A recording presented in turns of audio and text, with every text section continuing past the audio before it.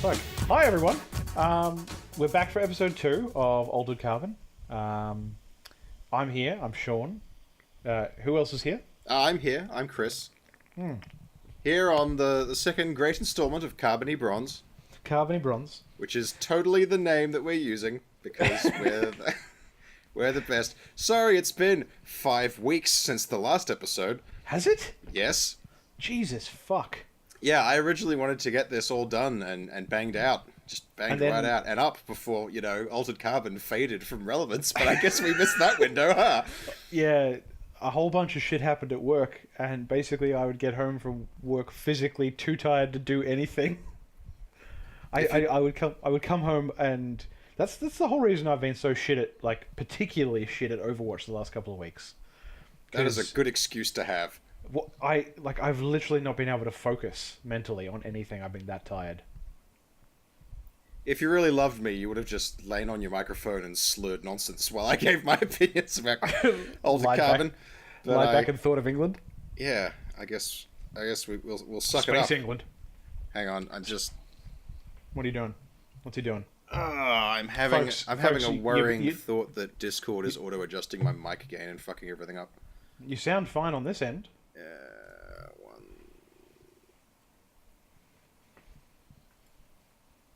No, it only auto adjusts input sensitivity. It doesn't auto adjust gain. That's fine. Ah, excellent. All right. I'll cut that out. It's fine.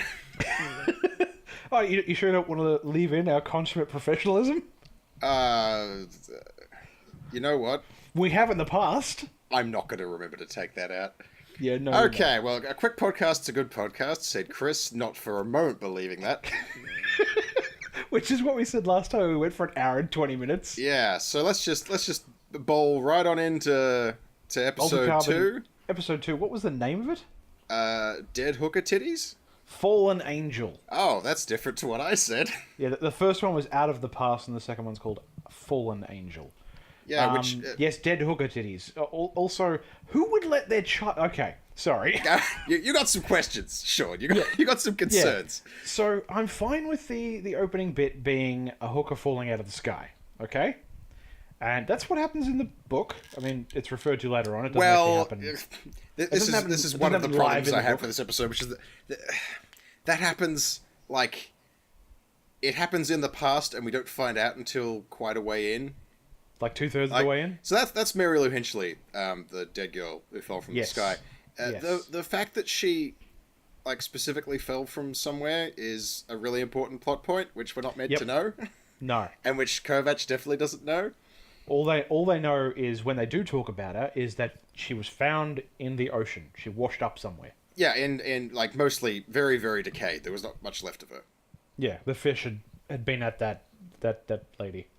The fish had indeed been at that. Oh, speaking of, Shape of Water got the Oscar. Congratulations, Del Toro. Oh, yeah. I still haven't seen it. I'm actually planning on watching it this weekend. Which reminds me, movie night sometime soon. Oh, for real? Yeah, that movie's great. Sorry, go on, you were saying. Anyway, so in the book, discovered, I think it said that she's discovered by fishermen or something like that. Definitely not discovered by a weekend fisher and his 10-year-old son in a dinghy. Setting a terrible example. Just a terrible example. The dad is sitting in the corner of the dinghy and he's like, "Hey boy, what are you doing?" And this kid's holding a limp arm attached to a naked woman, going, "We can't leave her here," while the camera pans in on her boobs. A lot of boobs in this episode. Look, there's a lot of boobs in this story, Sean. The book I'm not going to say it's not trashy. I was about to ask, why is it always in future sci-fi settings humanity has become just super sexually liberated? Yes, and it's just everywhere. It's like a... Are they just taking the whole sex sells thing to the nth degree? I guess. Combined with an estimation of future, what's the right word? Reduction in social taboos. I think it's pop-ups. I think pop-ups ruined everything. Yes, when you can unintentionally be exposed to boobs on a daily basis, we all just sort of became inured to it. Yeah, so it's just like the pop-ups of the past have become the VR pop-ups of today. Purpose of the past have poisoned the future. Yeah, exactly. We gotta go. We gotta Someday. go back. We gotta go back, Morty. Right, go back and delete all the porn, Morty. Good God, we said we were going to do this quickly. We've done nothing but waffle. Right. Well, that's what we're about.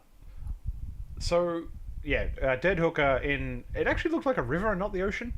But anyway, dead hooker found by a child and his dad, and then left there. And then we crash back to Mr. Kovac. We sure do. I'm getting a lot of wind noise from your end at the moment, Sean. Oh, sorry. It's because I leaned forward.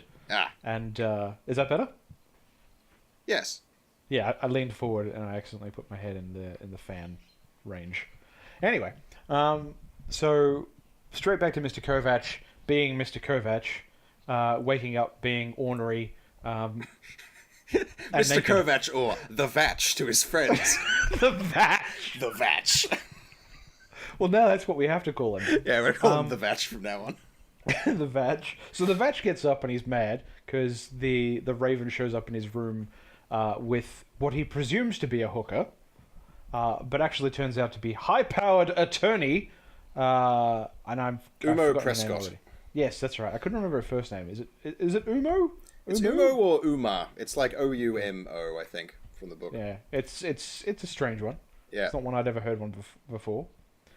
Yeah, she shows up. She's like, "I'm here for Mr. Bancroft. Get some penis clothes on, and let's go look at other penises." Which is what they do. All right, hang on. You skipped a bit. You skipped a wee bit. You skipped a wee little bit. So okay. The Vac has another war flashback in this sort of segment. And... Oh, sorry. I was trying to smooth over the bits that I thought were dumb. No, but the bits that are dumb are the bits we want to focus on. So the collapse of the Inanin beachhead is like the absolute pivotal moment in the Vac's life. Mm-hmm. Which leads to pretty much everything that happens after that. And that's not in this version. It's just instead people blowing up in a forest. The Stronghold? Yeah, wherever the fuck that is. Yeah, something that I don't think was ever referenced in the book. Well, no, because that's part of the new backstory they've assigned him. So that's all dumb. Jimmy DeSoto is nowhere to be seen. Yeah, oh, yeah, that's right. The fact that the Vac was betrayed by his commanders is also not present in this story, although it was important in the book. Yep. That's why he's not an envoy anymore. Oh, however, we do devote like a full 30 seconds to establishing that Ortega has some nice underpants. Oh, yes. Yeah. And once again, they've just like got to show the butt. Well, I mean, how can you display underpants without a butt? Well, I don't know, on a shelf somewhere? Moving right along. On a store dummy? Literally anything else would have been fine. It totally could have. I'm a little bit... what do you think of the fact that the story now has multiple viewpoints? Because the entire book is just first-person narration Kovac. from the Vac. The Vac. Yeah, it's... I'm fine with that. Because, like... the way books are narrated, that's not necessarily going to work in a TV show. Especially a TV show with as much going on as that book has. I suppose. A lot happens in that book, but you're able to absorb it all because it's in text, and that's how you absorb shit. It's very different. They're very, very different mediums. So a single viewpoint might not necessarily work for a story as big and intricate and yet as simple as this. I can definitely see that point of view. The issue that I have but you don't agree with it? No, I don't. The issue that I have with it is that because we get to see a lot more than the Vac does, we now have way more information than him. That's very true. Like, there's a bunch of stuff we know that he's not going to find out for episodes and episodes. Yeah. Which means trying to sell him as the sort of, almighty envoy who instantly gets information from stuff is kind of undermined because the audience knows more than him. Yeah, that's true. I think if you're gonna do stuff like that, the only time we should know it is like maybe half an episode before him. I don't know. I think it would have just been better to stick with him closer. Anyway, moving right along through the episode, I have a big complaint. Okay. You know what my big complaint is? It's twofold. One, Is it the fact that the AI trade union suddenly appears? oh no! I'll listen. I'll talk about the AI poker game in a fucking moment, just in a hot second, Sean. Oh, okay, sorry. I'll get to that. No. I didn't mean to jump at the gun. So the first 20 minutes of this episode, I should clarify that I watched the first 20 minutes of this episode 5 weeks ago when we were originally going to record this, and then I watched the rest of it today. Yeah. So correct me if I'm forgetting anything, but there's like a scene that is just info dump after info dump, where they're at Psychosec. They're like, oh, these are where I keep our clones. This is how this works. This is Mr. Bancroft's dick. Yep. I've actually written in my notes, oh, it's dong o'clock, which I know you'll be happy about, Sean, because you did bemoan the lack of dong in the previous episode. Did I? You did, yes. You specifically said, I would have liked more dong. Well, I mean, Sean Hennessy, 2018. It's not a personal preference. Like, I don't necessarily like dong myself, but I realize that others do. So I think it's important to be all-inclusive. You're right. It's dong equality. Yes, exactly. Just dongs for the dong god. I mean, we got Ortega bottom. Why can't we just have some dong in there for the ladies, or males? I mean, you're not wrong. Or catkin. I don't know who's watching. So anyway, And what people like. All that, everyone's sitting around spouting exposition at each other was less elegant than the book's way of doing it. But they've kind of hamstrung themselves because there's no narration. A lot of this stuff is internal monologue and things that the Vacs picks up. Yeah. But here it's just all, now we will tell you everything, which I found a bit clunky and unpleasant. The thing that really got me, though, Sean, because remember when I was talking about there's all these little details that matter to the mystery, which are now not present. Yeah. The Vacs is now just, oh God, I already hate that nickname. Well, no, we have to stick with it. That's the name of the episode, too. I have to stick with it. So the Vacs is, he's smoking, which he really tries not to do in the book because nicotine addiction is bad for you. Yeah. In the book, he has future cigarettes. Yes. Which have an ignition patch on the box. And I was looking forward to seeing him do that because that was kind of neat. But he just has matches somehow. How are there matches in the future? Matches are like the worst solution to the problem that they solve. Yeah, like they've got like all this future shit, but he's still got matches. He's just got matches. And more importantly, those are meant to be Ortega's cigarettes, which she didn't give him in the first episode. Yes. They fucked that up. They fucked it up, Sean. Where did he get this cigarette? Yeah. So AI poker game. Okay, the AI poker game I actually kind of liked. I did as well, but it's just not in the book. Like, oh sure, it's not in the book. It's kind of filler. So it's actually interesting because it expands and sets up something that just kind of happens in the book. yes. So the AI that who's called Jack, I think. I don't know if they name expressly, but the one that Poe talks to the most in the poker game. The one who's talking about how humans you don't need to serve humans, you need to serve up humans. Yeah, that guy. Yeah. The porn vendor. So in the book, whose voice I recognize, I felt like it was it's not going to be. I want you to describe what you're going to describe, but I'm going to check a theory, and then once I'm proven wrong, I'll tell you. So in the book, later on, for reasons that make sense in the story, the Vacs needs to murder an AI. Yes. Which is actually kind of the only really morally indefensible thing he does in the book. Yeah. Like, all the other murders you can kind of see, but they basically...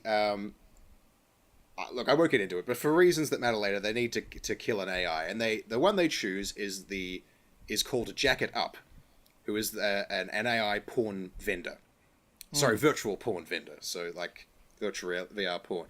And that AI is not a character in the book, it's just a thing that happens off to one side, but in the show they're taking care, I think, to set him up early, and to make him kind of a dick. So when he gets eaten by a computer virus later on, we're less sympathetic to his plight. Well, yeah, I mean, like, because you can have your main character be a badass and a little bit of a douche, but you can't make him morally bankrupt. Even though the Vacs is awful close at times. Yes. Although, that said, he's not going to be called Jacket Up in this version because he's been renamed to Jacket Off because subtlety is dead. I mean, Yeah. Jacket Up already wasn't subtle, but you just had to take it one more level down. Yeah, it's not interesting, and it's not clever. Also, the physical brothel of whatever's cabins and the virtual brothel of Jacket Up have been combined into one thing. I guess that's fine. That makes sense. It's more efficient. Now, Yeah. So I've proven myself wrong. I actually thought that Jack was someone else from one of the Highlander films. I'll tell you exactly who I think it is. Have you watched all the Highlander films? well, this is definitely relevant to Altered Carbon, but no, I've watched the first Highlander film. I tried to watch the second one, and I got this terrible pain behind my right eye, and I had to stop. Like, Highlander is not that good a movie, really. It has a cool soundtrack, and Clancy Brown, and Sean Connery, and Christopher Lambert swanning around doing sword nonsense. It's, it's a Yes. bit of fun. But the second one is just so dumb. Yeah, Mario Van Peebles plays the bad guy in the third one. And I thought that bloke was Mario Van Peebles because they have a similar haircut. I often confuse people based on their haircuts. It's got nothing to do with him being black. Stop looking at me like that. It's literally because he has the exact same haircut as Mario Peebles from the third Highlander film. Sean, literally the same haircut. I didn't accuse you of a racism. It's fine. Your eyes did. Every time my dad is watching a movie with a black actor in it, he says, "Is that Morgan Freeman?" Is he just doing it to troll you now, though? You're not sure, are you? He genuinely can't tell. Oh god, who plays Morpheus? I forgot people's name. Lawrence Fishburne. Lawrence Fishburne, Denzel Washington, and Jamie Foxx apart. Oh, really? Yeah. I thought you were going to throw Samuel L. Jackson in there. Oh yeah, Samuel L. Jackson is another one that he can't distinguish. Yeah. Is it? I think it might be a generational thing. I think it might just be that he's old and his eyes are going and is usually drunk when this occurs. My dad ain't a racism. Get out. Okay.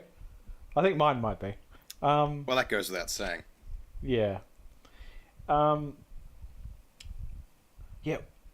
I honestly thought it was Mario Peebles, and I'm very Mario Van Peebles. I'm very sorry for thinking that. God, we really need to get past this. I'm sorry. Also, he has a. That's all right. He also has a very similar baritone. You're Both still of them are very going. low You've gravelly. fallen straight into a Harmon hole. Hey, he wants to talk about race. Weren't many races on the moon. Yeah, definitely not. Anyway, so AI poker. I liked that there was a mute AI. Yeah, I guess it's good. It's good to see some AI inclusivity. Actually, I was thinking more. That's just. Is it how he was programmed? Is it because he is currently being enslaved by humanity, or is it because of a bug? He probably just has out of date audio drivers. Yeah, so that's just as interesting. Yeah, I like that little scene quite a lot. I mean, but unfortunately, we're the ones who are. Okay. Yeah, unfortunately, we're the ones who are giving him that backstory, not the show. Oh, none of those people matter. I say people. None of those computer programs matter. That was just to set up Jack, I think, and to give Poe a little bit more to do. Because Poe is fun, if nothing else. Yeah, I mean... I just remembered something I forgot to say last time, which I now have to bring up. Well, go on then. So Dmitri Kadman dies in a really stupid and unprofessional way in the first episode. Yes. Where he essentially stands around yelling at the Vacs until he gets gunned down by auto turrets. Yeah. Which happens at about 2.5 seconds in the book, making it more reasonable that he would have predicted it. He's supposed to be a big bad antagonist later, and I'm not buying it. They set him up as a clown, basically, and it's going to be quite stupid now. Well, yeah. Moving right along. Have you got another note? Dude, I've got notes for days. I was giving you an opportunity to do a thing. Was it the coffee in a can that actually went hiss when she opened it? I didn't write that down, but no. Go on. Or but also the obvious silhouette through the coffee in a can thing, that the coffee only filled up the bottom third of the can, and yet it was completely sealed. I didn't understand. Yeah, I don't remember the canned coffee. I'm tired. I'm actually frankly tired of seeing people who are trying to sell me that they're drinking things on screen, and there clearly is nothing in their cup. I'm tired of it, Chris. Just put fucking water in their cup, okay? It doesn't need to be alcohol, it doesn't need to be coffee. Just put something in the goddamn cup. So if someone takes a big swig from a can of drink and then puts it down on a table, Yeah. as though to abandon it, and then doesn't touch it again and has no further interest in it, Mm-hmm. how long can you sit there? You're also at the table, and you know this person. This isn't a random stranger. Oh, okay. How long can you sit at the table before you reach out and touch the can to see if it's empty? No, I don't actually do that, and this is something that will reveal that I may slightly be autistic. I actually listen to see how heavy the can is when they put it down. That's not enough for me. I have to touch it to know if it's empty. I'm not lying. I actually do that every time. I listen. I specifically listen for can weight. You're a crazy person. I clearly I'm diseased. I'm really sorry. Oh god, we've wasted so much time. Moving along. Yes. Oni feeds. Were you okay with the way it was displayed? I mean, whatever. The book predated smartphones, so they had to invent a technology. Yeah, that's true. They've introduced a subplot about Ortega has Mary Lou Hinchley's body and is refusing to give it to her mother for some reason. Yeah, I'm guessing it's because she knows it's tied up with all this bullshit, but she can't prove anything yet. Because she's obviously okay with breaking the law. Yeah, Ortega in this. I mean, Ortega does bend some rules in the book, but she's she bends the rules. Oh, she outright breaks them. a few, but she's pretty fucking cavalier in this. Yeah, way further on. The weird thing about this, the way stack technology works in the book is that you can be downloaded easily, very easily. But the way it appears to work in the show is that human consciousness is non-transferable, which is bizarre because the Vacs had to be transmitted to Earth anyway. So yeah, which they've admitted in the first 2 minutes of the fucking show. Absolutely, Lizzie Elliott is not in storage. Her actual physical stack is at her dad's house for some reason. Yeah, which doesn't make any sense. If you want to preserve a consciousness, having it in a disembodied stack is a really stupid way to go about it. Not least because you could just lose the damn thing. Also, they've talked about the fact that they back up Bancroft all the time. So it's obviously not that big of a deal to transfer a consciousness. Well, I mean, it couldn't be. It's just information. Are they literally just saying that the transfer of consciousness from stack to stack is what's costing money, whereas having a stack that you can just move physically from body to body is cheap, and that's why everyone does it. Resleeving does not involve physical stack transplants. That's ridiculous. Well, but that's what they seem to think. Well, no, and yet they also said that babies have the things popped in them at a year old, as soon as they're born or whatever. Yeah, or sure. A year old. That's right. Or it's a year old in the book and not in this. The show is just really stuck on the visual of the cortical stack. For some reason, they want to show them a lot. They think they look cool. It goes to a museum exhibit later on. There's a museum exhibit of Kelchrist's rebellion for some reason. Oh, by the way, on Earth. Yeah, something and that there's is just completely... There's a fucking glass case full of blown out stacks from dead soldiers on Harlan's World battlefield. On that, Chris, before you go on, yeah, why are there actual physical posters for that museum plastered all over one part of the set, and there are actual physical flyers that he picks up like trash? We're in the future where you can have this sort of shit beamed directly into your retina. Why would we have flyers? Well, they kind of... Did they keep in the broadcasting tech from the book where you can get advertising beamed into your brain?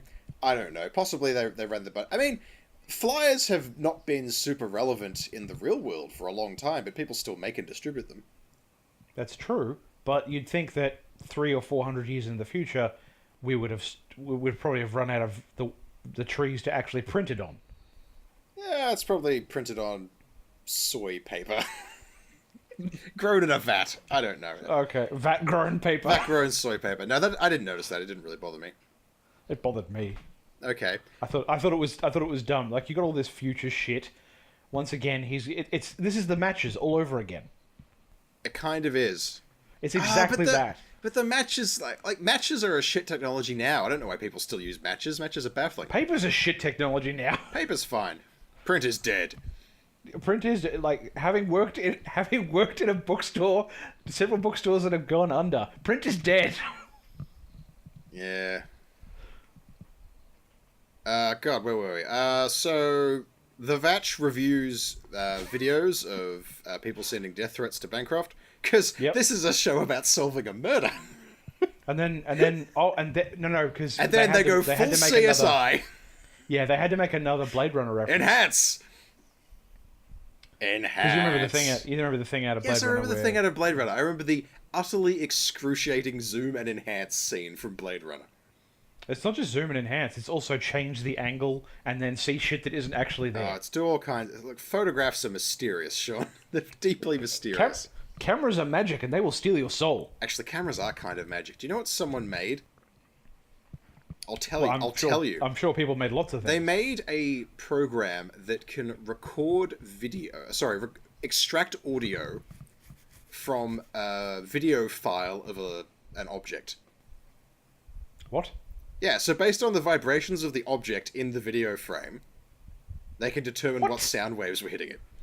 Okay, that person's a witch and they need to be burned. Oh, absolutely. Yeah, that's not reasonable technology that we should have. But it does make zoom and enhance seem a trifle less ridiculous. Not much, but just a trifle.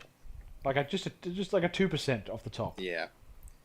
The entire scene about Ortega not having her Mary Lee Hinchley's body available for her mother makes like literally no sense in the setting of this. In this setting, like at all. Yeah. And it later emerges that she's stolen Hinchley's stack, which also doesn't make any sense. And on top of that, like, why is there a fucking confessional inside the police station? I don't think that was inside the police station. I think that was in a crime scene. No, that's in a police station. There are people at desks moving papers around. I saw a bunch of crime scene tape in the background. It looks like a crime scene to me. Hang on, I got the video file open. Yeah. Also, Ortega's Catholic now, just because. It's because she's Mexican or Spanish or whatever. They're all Catholics. I think it's being charitable. It's more because the Catholic menace. There we go. I said it. Needed to have at least one representative who was an actual character, because the only people who are Catholics or who have had their records falsified to make them Catholics are dead in the book. There aren't actually any living examples of the religion. I mean, and Ortega's no longer practicing, and in fact has turned off the thing that would make her be really dead if she was ever killed. How we doing on that? No, that's a police station. There's a confessional in a police station. Yeah, like the thing that you first see, Chris, is a filing cabinet. Well, that doesn't make any goddamn sense whatsoever. Yeah. So are they saying all cops are Catholics now? I mean, or not enough cops are Catholics for them to have a fucking confessional? I think they're saying that Ortega is so corrupt she stole a confessional. She's so Catholic. She made her precinct get it. She whittled a confessional. There's no one in it. Like she's not confessing to anyone. Yeah. It's kind of bizarre. Maybe it was metaphorical. No. It was metaphorical like those bats in Batman v Superman. Oh my god. We're deviating too much. We could talk about how I just watched Justice League for the first time yesterday. Yeah, it's not really the topic under discussion. It was dumb, alright? That's all you need to know. Alright, so, the Vatch goes to check out a lead, which is, what? I know, just the Vatch. The Vatch. goes to check out a Vach. lead, which is one of the people who made a death threat against Bancroft. Mm-hmm.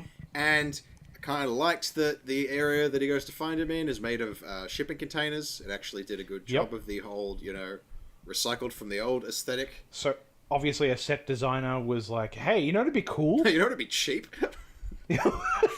Well, no, that's probably that's how he pitched it, but he thought that'd be cool. Yeah. Well, I'm about to lambast it. So the fact that we're in a fucking box alley made out of literal cargo boxes means we don't get to see one of my favorite set pieces from the book, the Free Trade Enforcer. Yeah, there's meant to be ship. a beached aircraft carrier that has been repurposed as a sports arena right next to this place, and it's not there because they blew their fucking location budget on that stupid metal spire that Suntouch House is on. It's like, no, Altered Carbon, you made stupid bullshit instead of the actual cool big boat. You know the cool big boat is just going to be really cheap CGI off in the distance. No, it's going to be a fucking battleship. It's not going to be there. The Panama Rose will be, but the Free Trade Enforcer isn't going to be. Yeah, it'll be a battleship model kit that they blow up with a firecracker in the background. You can, and then Godzilla comes in and destroys it. And it does that thing that because when miniatures explode, they blow up way too fast compared to a larger explosion, so it's just like pop, and everything immediately because there's nothing in them, and also because they're small. Yes, so he goes there and he beats on a man. Yeah, there's. Look, okay, I'll say one thing for this show. Is it Jesse Kinnaman? Is that the guy who's playing the Vacs? Yes. I don't know. I don't bother to learn people's names. The guy who was in RoboCop. Except for James Purefoy. Whose dong you got to see again? Yes. Again. Has he gone dongless in previous shows? I don't know why I said dongless. You know what I mean. It's like a Ken doll. Yeah, Jesse Kinnaman or Kinnaman or whatever his fucking name is. Is he Dickless for Michael Chiklis? I think he does his own stunts or something, but that bit where he's fighting the bloke in the shipping container. He's actually in an office. It's not a shipping container. Well, it is a shipping container. It's a shipping container office. I think he's in a proper building. The shipping containers were like a shanty town outside. This is beside the point. But yeah, when he's beating on them, his face doesn't change. He's completely emotionless, like while he's beating him up. And I thought that was actually quite good. I was thinking that's something that the Vacs would actually do. His face would not change while he's giving a beat down. He doesn't want to do this. He's completely he's not emotionally invested in it. He's just doing it because it's something he has to do. It's like for him, it's like breathing. Yeah, that's one of the points of the envoy conditioning. It's just that all the violence limiting instincts get burned out of you. Yeah, he's not enjoying it. He's not. It's just nothing. It's just a thing. The coolest way to do violence is to not care. Yeah. Yeah. In the book, they have a conversation. I think he hurts his feelings. The thing that is annoying me about this show is they've mandated that every episode has to have an action set piece. Well, yeah, you got to keep the kids into it. Even though this already has one, which is the fight at the biocabins at the end. Yes, but I guess the energy was dropping, so now we need to have a fight in an electronics store for a while. It's the middle of the episode, Chris. We can't. This is where people normally switch off. Oh, this is the commercial's coming up. We have to have something interesting happening beforehand. Yeah, even though it's Netflix. Even though it's Netflix. Yeah. It's entirely possible that that their need for them to fight was decided by a committee. I mean, quite possibly. So after beating up I forget his last name's Elliot. I don't remember his first name. Billy. After he beats up Billy Elliot. Yep. He then who has his daughter's stack set up to a virtual environment for some reason that I will never understand, but that's just what the show's decided to go with. Also, the Vacs doesn't understand. No, the Vacs is equally baffled. But yeah, why have you got that? I like the visual effects of what going into VR looks like. It's all kind of color saturation. Yeah, the colors are all blown out and it's fish-eyed and it's Yeah, It like was it looks like a shitty TV from the 90s. it was an effective way of communicating that this is not the real world, this is something else. But I have a number of questions. The first is that the way virtuals are depicted in the book, I know the phrase "in the book" is coming up a lot, but you, if you read it, you'd understand. They deviate. They deviate so. We're purists. They deviate so here. stridently. Yeah. Is that virtual environments? Sorry, consciousnesses don't bring environments with them. Yeah, you have to generate the environment. You have to generate the environment, and cheap units generate shitty environments. Like good ones are expensive. So what appears to be happening here is that he's just going into her mind or something. And that's why And that's why the environment is the street where she died, which would be like the last place you'd want to be. Like, there's an entire discipline of psychosurgery in the setting, which is all about like trauma counseling and therapy and stuff for people who have been murdered, who now have to go back to living. It seems like an interesting callback to that old belief from like the turn of the century. And I realize I'm saying the turn of the last. You're century. about to say something really dumb. I can tell. Continue. No. I'm saying the belief. I don't believe it, and that's because it's not a thing. About the eye recording the last thing that a person saw before they died. Oh sure. So So this like it would be a distorted, weird image of whoever killed them or anything. So that's what this is basically. Yeah. The VR equivalent of that. You're not wrong, but it is stupid. Yeah, it is stupid. I said it's like that. Yeah. And again, we have to keep track of where people's stacks are because that matters once they're dead. I mean, it sometimes does, but she should just be on disk. She should be in storage. It's bizarre. Yeah, it's not like it's difficult to store people. But anyway, Also, how is the Vatch eating that cereal if that milk's a month old? It's future milk. It doesn't go off. He says it's a month old. Who says that? I didn't remember that line. The Vatch says your milk. You need to get out more, Elliot. Your milk is a month out of date. A month while he's eating cereal. I reckon he probably went and bought fresh milk. He had time to do that after he beat him up and then tied him. Well, it's the Envoy training show, and he can knock people out for very specific stretches of time. And then he's oddly, like, he's weirdly awkward when he's leaving as well. He's like, that's for the milk. He gives him money. That's for the milk. And for the door. Sorry for the door. It's almost like this entire conflict made no sense. They needed to reset the characters' relationships once they're done punching each other. Yeah. Like, the fact that he starts by kicking down the door is just stupid. Like, why? Why do?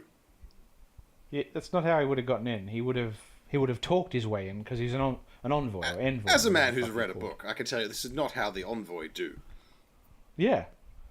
As someone who's like very very well versed in envoy training. This has been going for 40 minutes. We need to wrap this up. Yeah. Okay. Then he goes to that stupid museum and is a dick to a child. Like he's like I get it. Kids are annoying, but like that. You said fuck off to a kid. Okay, so the entire scene made me laugh kind of because I think one of the important things in the books is that the Vatch never speaks to a child. Not that I recall. Because when you've got this guy going, my life is terrible and I kill people without question and so much blood on these hands. And then a kid walks up and says, hi, I like Transformers. Well, it's not just like that. the total it's not dissonance. Just, I've got blood on my hands. It's like, man, it's been 100 years since I've had a fuck, and I really want some drugs. Yes, it's inherently ridiculous that he would talk to a child. Yes, and for that, I kind of love the show for doing that, even though the scene was just wall-to-wall nonsense. Other than that, it doesn't. Like, although we do have an answer to a question we had last time, which is that it is called the Interstellar Protectorate. Oh yeah, we see a poster. Yeah, that's true. It's good. Oh, also, I appreciate in the fight with Elliot, they actually, for the first time, showed envoy conditioning in action, where they like showed what he was going to do before he did it, and the Vatch was ready. He knew how the man would move. He did. I liked that. More of that, please. Less of everything else. That's true. And then we immediately go from the Vatch being rude to a child to, of course, the single woman has to have her overbearing mother over. Oh yeah, and we established once again that Ortega owns underpants when her mum brandishes them at her. That's true, and doesn't like to display her crucifix, even though she's perfectly all right with going to a confessional later on. It's baffling, and the entire point of this scene is just to establish that Ortega's a Catholic now.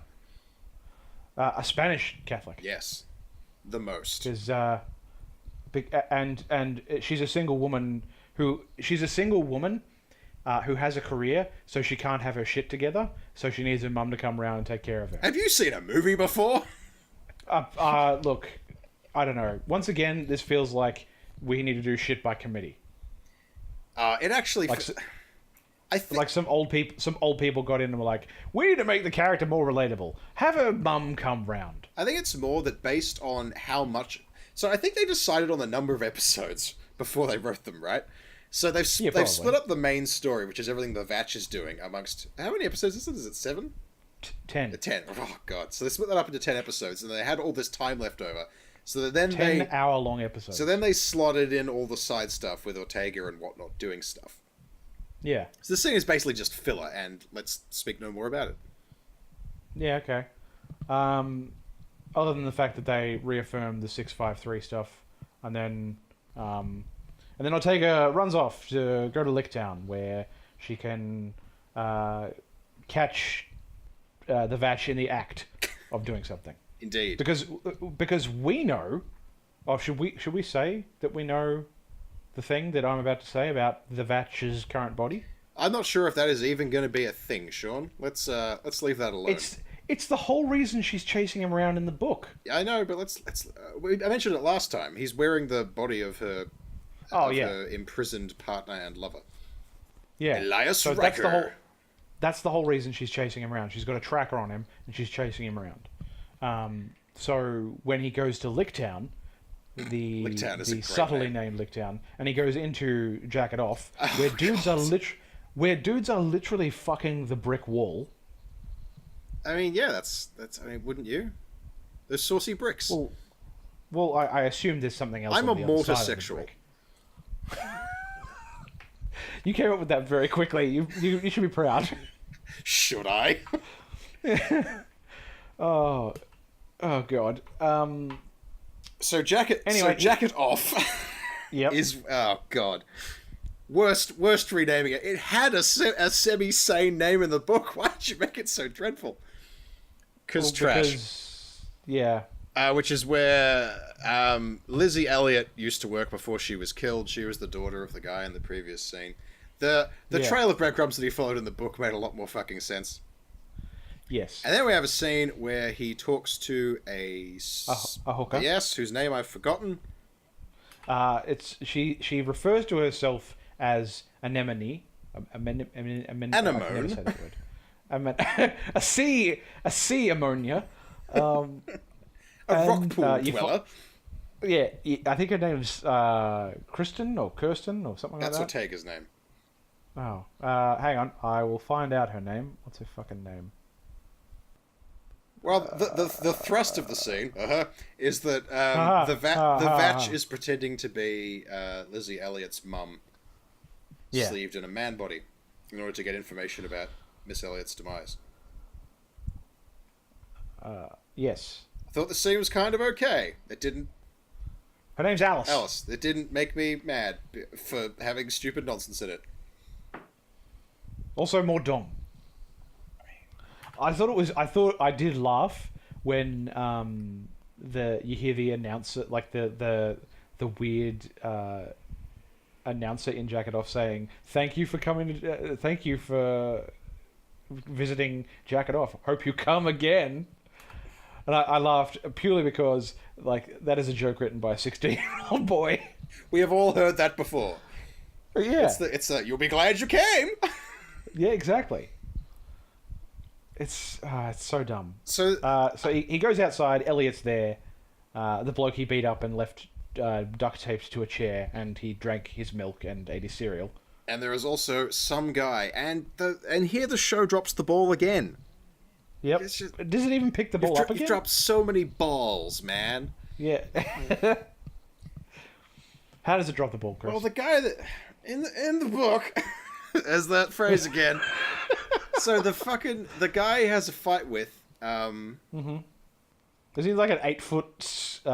Look, there are lots of people. man? There are lots of people he beats up. I can't remember what they all look like, but this guy is meant to have a grudge with Riker. It's the Hun, isn't it? The Hun. Yeah, he refers to him as the Hun. He's a guy. He looks like a big Mongolian dude. I've no idea, man. I don't remember. Yeah, he's like an 8-foot tall Mongolian guy.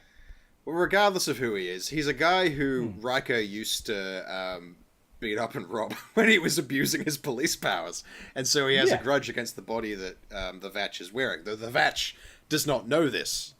And well, it's because he assumes that the Vacs is Riker. Yeah, that's what I said. Yeah. And they eye each other off on the way in, and then he jumps him on the way out. I think is how it goes. Yeah.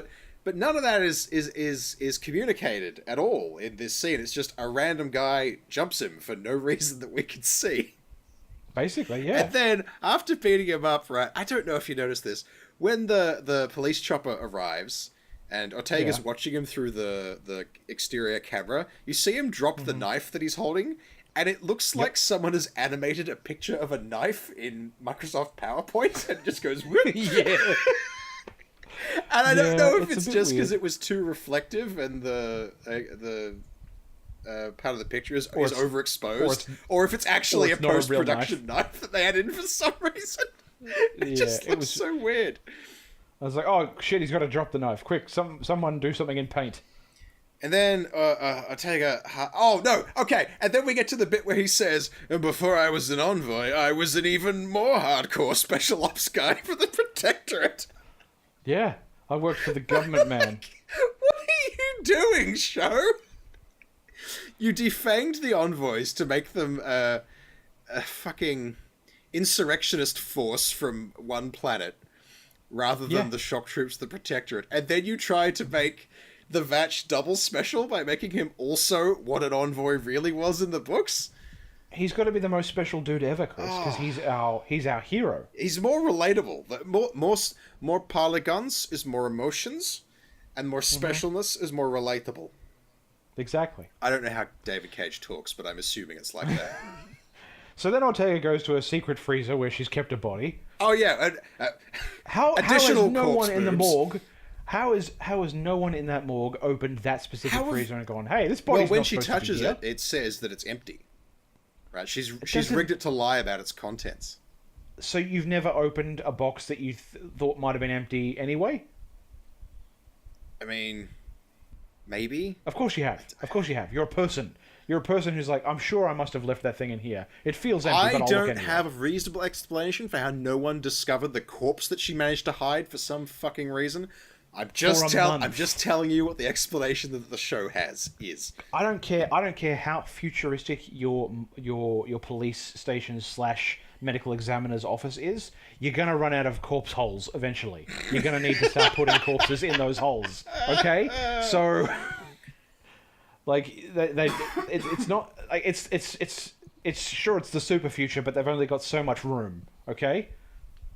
What's weird about it is because they've made a point of showing us the inner workings of the police station here.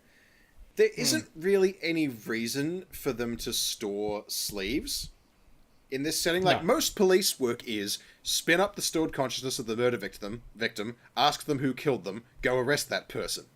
Like, most of the forensics is not really necessary anymore, so sleeves should just, non-viable ones should just be buried or incinerated more or less immediately. I don't know why they'd bother to hang on to them.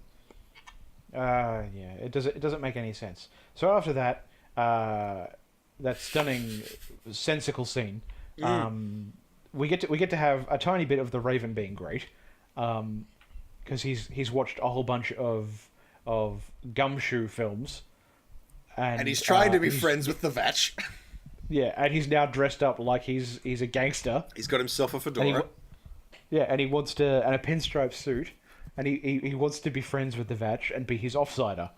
But then the Vacs gets up to his room and Bancroft's wife is there. And then they bone. Yeah. Do they bone. It's not as intense as it is in the book. I'm actually surprised how intact that scene made it into the show. I was like, there's no way they're gonna do this. It's still pretty tame compared to the book. Yeah, but they kept with the trashiness of the source material, and I respect them for that. Yeah, they kept the biochemical pheromone thing. What is it called? Merge 9? Something Merge like that. 9. Basically, Merge 9. That's what it's called on the streets. Body secretes a chemical that psychically connects you with her. She's aroused. Yeah, so you get to bone twice, once from each end. Basically, you get it coming and going. Boom, boom. Zing. Yes. And also, so... go.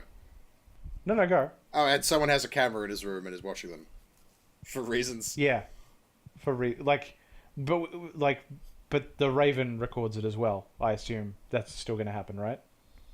I mean, I guess. Why not? I mean, the Raven's got to get his jelly somehow, right? He's a sick AI. I'm sorry. Was the hotel jacking it part of the book? I don't remember that. No, it's not. But like, why else would you record all of that? Is it for the study later on? That's right. Obsessive compulsive recording disorder. Yeah, clearly. So anyway, they bang, and while they're banging, because you've got to have the duality of man on show. While they're banging, it cuts to Ortega in the confessional that's at work for some reason. Yeah. About how she's done terrible, terrible things. Yeah, holding the stack that she cut out of Mary Lou Hinchley for some goddamn reason, which I'm sure the show will explain later on. And then the morgue attendant comes in, and the dead body's there, and he just goes, "Oh, where the hell have you been?" Not, "Holy shit, there's this body that we've not been able to find for a month. Like, I should call my fucking boss." If you lose a body, there has to be an inquiry immediately, right? Like someone's gotten chewed out and possibly fired over this. Also, if a body went missing, wouldn't you check the other freezers? Exactly. That's the first place you look. Oh shit! I've misplaced my person keys. I should check the other person keyholes. Nah, man. This one's empty. It says so. And then we get a stunning narration as the camera zooms in and around the Vacs and Bancroft's wife about how everything is warfare but thinly disguised, before seeing the camera with weird Asian man staring at them. And so concludes the second episode of Altered Carbon. How many carbons out of 10 do you give this episode, Sean? 4.5. 4.5 carbons? Yeah. I give it like 5. I mean, I didn't hate it. There's a bunch of dumb shit in it, but there's a few things I enjoyed. Look, I'm really like, I've actually spoken to people who have gone and watched it who'd never read the book, and they're like, "Yeah, it was great." Oh man, people are garbage. Like, is it just that the book is like because the book is so good, we expected so much from this show and Netflix never thought they were going to be able to deliver on it, so they're just like, let's just do what we can. I think, to be entirely fair, I don't think I would have been happy with whatever this was, because my demands for adaptations are too high. No, it can't be me. It's the kids who are wrong. But the thing that's distressing me the most is just how baffling all the changes are. Yeah, they don't like a lot of them. Yeah, they're just and now this bit is worse because, like, why didn't you, instead of making it worse, why didn't you make it the same or better? Like, I get changing stuff from the written form to screen, because some stuff just won't transfer. Yeah, okay? It's a bastard of a story to adapt to a TV series. It is not paced like one at all. Like, I'd be interested to find out if who's the guy who wrote it? Richard K. Morgan. Yeah, I'd be interested to know if he was at all... Yeah, he was a consultant on the show. Was he a consultant, or was he just, like, executive producer? No, he was a consultant. Okay, so I wonder then how he feels about it. I'm sure he's just glad to have gotten a fat paycheck for something he wrote over a decade ago. And that he'll continue getting fat paychecks, because I'm pretty sure they've set it up for more seasons. Well, they've so thoroughly scorched the origin of the Vacs that I don't know how they can make the later books. While in between episodes, I actually read the second book. Oh yeah. Again, yeah, it's still pretty decent. The second one is the weakest of the trilogy, I think. I mean, so it's still just a good book. It's just not as good as the other two. Yeah, yeah. But so now a all good my way to memories read of what's in this one are fading, and I can think about it as the shit from the second book. Anyway, Yeah, that's fine. going to do it for another episode of Carbony Bronze. Carbony Bronze. That's what we called it, right? That is indeed what we called it, and what we will continue to call it. Yeah, so tune in next time for the thrilling adventures of the Vatch. Get a Vatch up, yeah.